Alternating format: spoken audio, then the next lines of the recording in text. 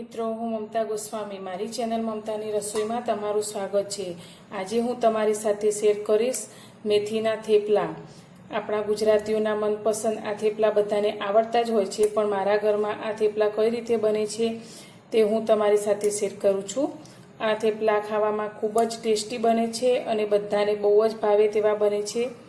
તો આજે આપણે આ મેથીના થેપલા બનાવશું। તેના માટે મેં અત્યારે 250 ગ્રામ ફ્રેશ મેથી લીધી છે, જેને આપણે એકદમ ઝીણી કટ કરી લઈશું અને તેને સારી રીતે ધોઈ લઈશું। આપણા આ મેથીના થેપલા એકદમ પોચારું જેવા બને છે। આ થેપલાને તમે રાંધણ છઠના દિવસે બનાવી અને શીતળા સાતમના દિવસે ઠંડા ખાઈ શકો છો। તેનો ટેસ્ટ એકદમ સરસ રહે છે અને બિલકુલ પણ બગડતા નથી। થેપલા બનાવવા માટે મેં અત્યારે ઘઉંનો રોટલીનો ઝીણો લોટ લીધો છે।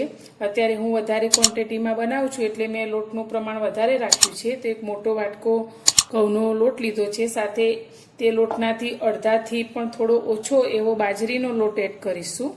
આ બાજરીનો લોટ લેવાથી આપણા થેપલા ખાવામાં ખૂબ જ ટેસ્ટી બને છે અને હેલ્ધી પણ રહે છે। હવે આપણે તેમાં મસાલા એડ કરીશું। તો સૌથી પહેલાં આપણે લાલ મરચું પાવડર લઈશું 1 ચમચી। મેં લોટ વધારે લીધો છે એટલે ઉપર અડધી ચમચી જેટલું બીજું એડ કરીશું અને સાથે 1 ચમચી જેટલી હળદર એડ કરીશું। 1 મોટી ચમચી ધાણા જીરું એડ કરીશું। મેં અત્યારે 1 મોટી ચમચી અજમો લીધો છે, તેને આપણે હાથથી મસળીને એડ કરીશું। અજમો લેવાથી આપણા થેપલા ખાવામાં તો ટેસ્ટી બને જ છે, સાથે પેટમાં પણ કોઈ પણ તકલીફ થતી નથી ઠંડા ખાવાથી પણ। ને સાથે 1 મોટી ચમચી સફેદ તલ લીધા છે, અડધી ચમચી હિંગ લઈશું અને લીલા મરચાં અને લસણને ક્રશ કરીને લીધા છે, તે અંદર એડ કરીશું। તમે લસણ ન ખાતા હોય તો તેને સ્કીપ કરી શકો છો। અને સાથે આપણે 1 લીંબુનો રસ એડ કરીશું।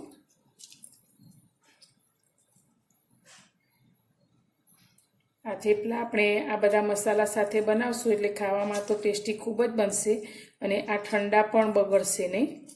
2 દિવસ સુધી આ થેપલા તમે સાચવી શકો છો અને ખાઈ શકો છો। આપણે લીંબુ લીધું છે એટલે સાથે દળેલી ખાંડ લીધી છે 1 મોટી ચમચી, તે એડ કરીશું। ખાંડ અને લીંબુનો ટેસ્ટ બંને સાથે હોય એટલે એકદમ સરસ લાગે છે। અને હવે આપણે મેથીને ધોઈને લીધી છે તે અંદર એડ કરી દઈશું। મેથીનું પ્રમાણ વધારે લીધું છે તો આ બધી જ મેથી અંદર આપણે લઈ લઈશું। બધું જ બરાબર હાથથી મિક્સ કરી લઈશું।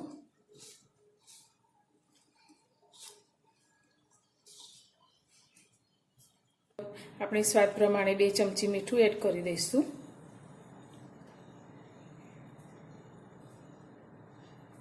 આપણે લોટ અને મેથીને મિક્સ કરી લીધા છે। હવે મોણ માટે તેલ લઈશું, મોટી 2-3 ચમચી જેટલું।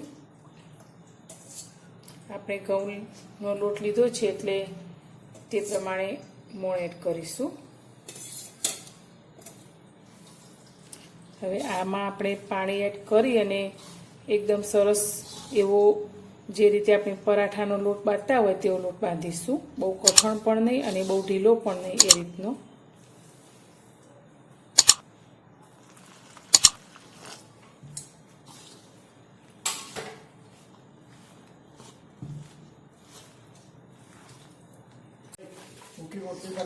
આપણે આ રીતે થેપલાનો લોટ બાંધી લીધો છે।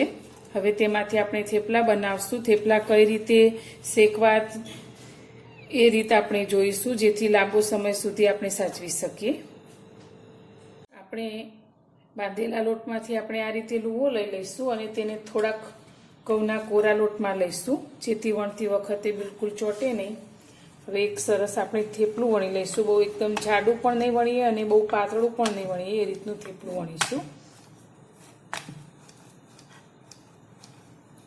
આપણે બંને લોટ સાથે લીધા છે એટલે થેપલા ખાવામાં ખૂબ જ સારા લાગે છે।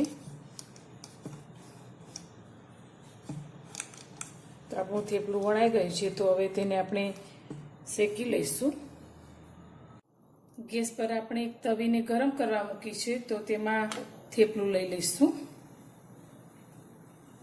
એક સાઈડથી આપણું થેપલું થોડું શેકાઈ જાય પછી તેને આપણે બીજી સાઈડ ફેરવશું.